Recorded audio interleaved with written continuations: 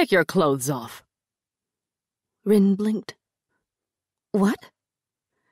The proctor glanced up from his booklet. Cheating prevention protocol. He gestured across the room to a female proctor. Go with her if you must. Rin crossed her arms tightly across her chest and walked toward the second proctor.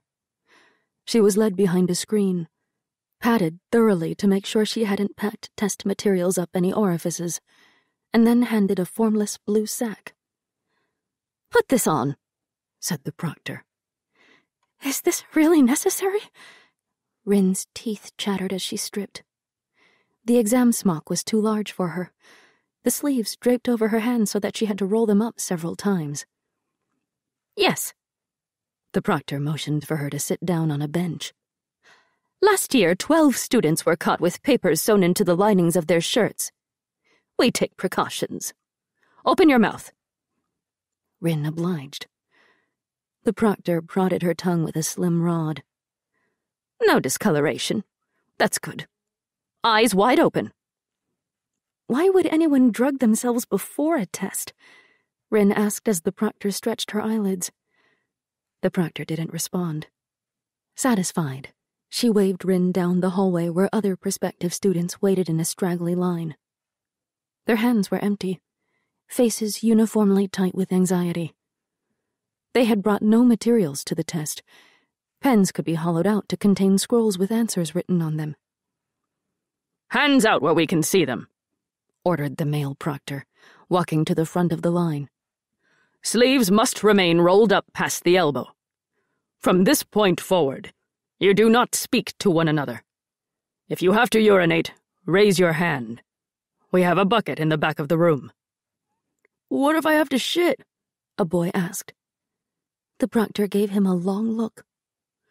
It's a 12-hour test, the boy said defensively. The proctor shrugged. Try to be quiet. Rin had been too nervous to eat anything that morning. Even the thought of food made her nauseated. Her bladder and intestines were empty. Only her mind was full, crammed with an insane number of mathematical formulas and poems and treatises and historical dates to be spilled out on the test booklet. She was ready. The examination room fit 100 students. The desks were arranged in neat rows of 10. On each desk sat a heavy exam booklet, an inkwell, and a writing brush. Most of the other provinces of Nikan had to section off entire town halls to accommodate the thousands of students who attempted the exam each year. But Tikani Township in Rooster Province was a village of farmers and peasants. Tikani's families needed hands to work the fields more than they did university-educated brats. Tikani only ever used the one classroom. Rin filed into the room along with the other students and took her assigned seat. She wondered how the examinees looked from above. Neat squares of black hair, uniform blue smocks, and brown wooden tables. She imagined them multiplied across identical classrooms throughout the country right now, all watching the water clock with nervous anticipation. Rin's teeth chattered madly in a staccato that she thought everyone could surely hear, and it wasn't just from the cold. She clamped her jaw shut, but the shuddering just spread down her limbs to her hands and knees. The writing brush shook in her grasp, dribbling black droplets across the table.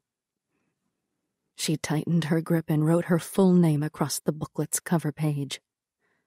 Fang Runin. She wasn't the only one who was nervous. Already there were sounds of retching over the bucket in the back of the room. She squeezed her wrist, fingers closing over pale burn scars, and inhaled. Focus. In the corner, a water clock rang softly. Begin, said the examiner. 100 test booklets were opened with a flapping noise, like a flock of sparrows taking off at once.